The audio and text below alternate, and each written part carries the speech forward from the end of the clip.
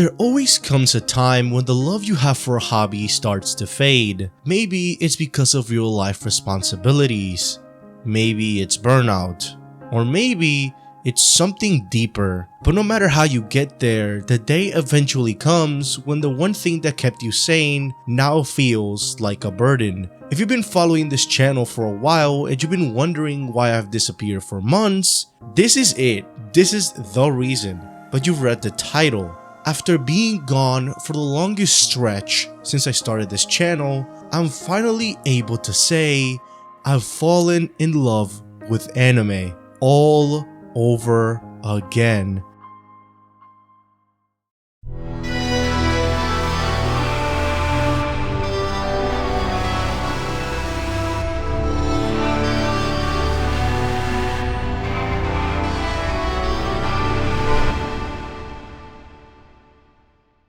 During my time away from YouTube, I tried to ease myself back into anime and manga. Aside from reading Chainsaw Man every Tuesday, I was basically starting from scratch. So I figured the best way to get back into the flow of things was to finally dive into some series I've been curious about for a while. I started with something light, something fun, Konosuba. I'll be honest, I was skeptical. It's a comedy isekai, and with anime humor, you never truly know what you're gonna get. It can be gold, or it can be absolute garbage. But I am glad to say that my worries were gone almost instantly. I had such a fun ass time watching Kazuma suffer alongside these three absolute goobers and somehow still grow in this new world after dying. And yeah, literally pissing himself at the sight of a tractor. I was absolutely losing it the moment the crew arrived at Arcanletia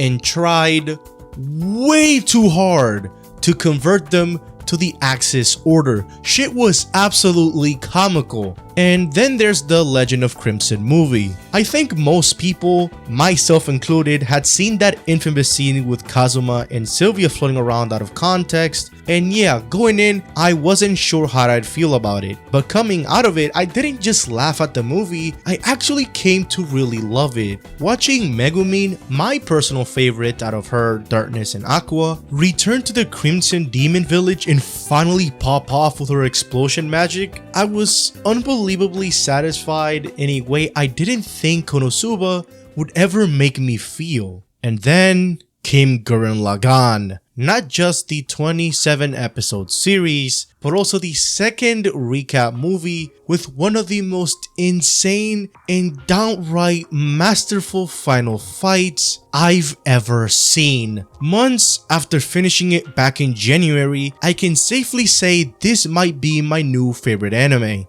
At the very least, it's definitely cracked my top 5, but I'm not going to dive into it here. That deserves its own video. Most likely it'll be the next one if it's not already out by the time you're watching this. So if you want to hear me spiral out of control talking about Gurren Lagann, go ahead and like the video and subscribe to the channel so you do not miss it. Next, I watched the very beloved Samurai Champloo, and as always, I like to be honest with my opinions, so here's the truth. I didn't enjoy it as much as I thought I would. Now don't get it twisted, I don't hate the show. The animation is incredible. The soundtrack with legends like Nujabes, Fat John, Sushie, and Force of Nature is stellar. The idea of mixing hip-hop with samurai culture is not just creative, it's immersive. Even the core journey, Mugen, Jin, and Fu searching for the samurai who smells of sunflowers, along with their personal backstories, had some truly amazing moments. So why didn't it hit for me?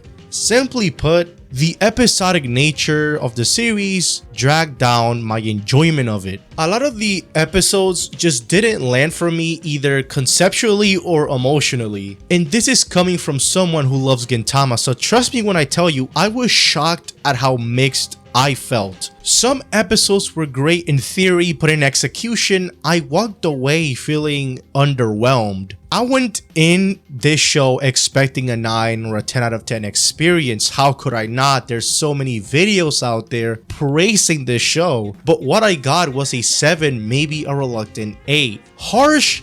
Maybe, but That's how I genuinely feel. Still, however, I don't regret watching it at all. For what it was, I did enjoy Samurai Champloo, just not as much as I hoped I would. After finishing Samurai Champloo, I'll admit, I was a little concerned. To put things into perspective, I binged Konosuba and Gurren Lagann in January, but Champloo, that took me nearly a whole month to get through. It slowed my momentum down hard, just as I was finally getting back into the rhythm of watching anime again, and honestly, I didn't want to lose that momentum, so I took a gamble. I decided to watch something I knew almost nothing about, Revue Starlight. I heard some people really love it, but I had zero expectations. I didn't know what it was at all. No clue if it would even appeal to me. Just 12 episodes and a 2-hour movie. And man, I can't praise this show enough. This was without question one of the greatest anime experiences I've ever had, period. Every character genuinely likable. The music, not only vital to the story, but also absolutely amazing. The animation, stunning, visually captivating from start to finish. But what really hit me, what really made this show so incredibly good, was the relationship between Karen and Hikari. Their dynamic, this raw, emotional exploration of friendship, rivalry, and growth, was one of the most powerful depictions of personal evolution I've ever seen in anime. The series constantly surprised me with twists I never saw coming and emotional highs I wasn't prepared for. The 12-episode run was already near flawless, but then the follow-up movie sealed the deal. It solidified Revue Starlight as an all-time great for me. This was the turning point. If Gurren Lagann reminded me that older classics still hold power today, Revue Starlight proved that modern original stories can hit just as hard. That's when I knew my love for anime had come back. And if Revue Starlight wasn't enough, next came a show I really didn't expect to love this much. Madoka Magica. One of my closest friends, shout out to Bushem0, basically dragged me into his stream rambling about this series for 2 hours straight, and I sat there letting every spoiler fly over my head like, yeah, okay, I guess I need to check this out. So I did. I binged all 12 episodes and the Rebellion movie in the span of 24 hours, and holy fuck, what did I just watch? Sorry, I'm still processing this. Madoka and Sayaka being manipulated into becoming magical girls through straight up omission by Kyubey. Mami's brutal death in front of them that shatters the magical girl fantasy in an instant. Sayaka's spiral into despair over Kyusuke, and the horrifying truth about the soul gems. Homura's real mission using time travel to try and save Madoka from her fate. Kyubey being revealed as an incubator, treating human emotion like livestock energy, utterly incapable of understanding why the girls hate him. Dude, there is so much here. Then came the wish. Madoka ascending to become a cosmic being, rewriting the universe just to save magical girls across all of time. It was cathartic, it was beautiful, it was perfect. And then came Rebellion. And I'm not gonna lie, I was lost for the first half. It felt like I missed an entire season. The world was off, the characters were acting strange, too perfect. Then it hit Homura's labyrinth, her internal world where the entire movie had secretly taken place. And when she's pulled from the law of cycles and becomes a witch, nope, sorry, not just a witch, a demon, willing to reject Madoka's wish to keep her safe in a fabricated world of her own making.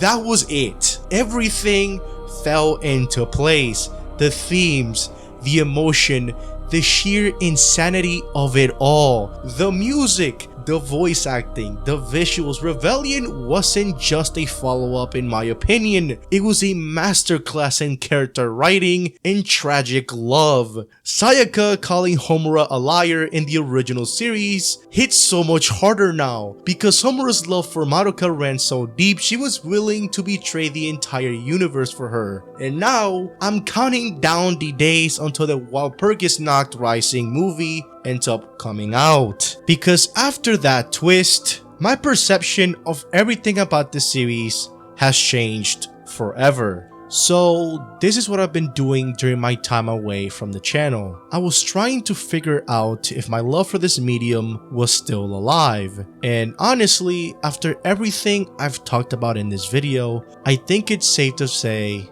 that it is. I also spent some time reading manga, most notably Frieren, which I'll definitely be making a video on. I finally caught up with Record of Ragnarok after being away from it for over a year and a half since I last talked about it. I also reread the Arrancar saga from Bleach, and don't worry, I haven't forgotten about that arc review, that it will also come. And finally, I finished Undead Unluck, and the ending genuinely had me in tears. It was a phenomenal conclusion to a story I really fell in love with last year. I didn't want this to be atypical, here's my deeply personal reasons why I didn't upload for 5 months kind of video. Instead, I wanted to share the journey I've been on trying to reignite the flame I had for anime and manga years ago. If you've been subscribed to me for a while, I'm truly sorry it took me this long to come back. If you subscribed while I was gone, which I definitely saw that happening, thank you for sticking around. And if this is your first time watching me, thanks for making it all the way through. I also want to hear from you as well. Have you ever been in a slump like the one I went through? And if so, what series helped you out of it?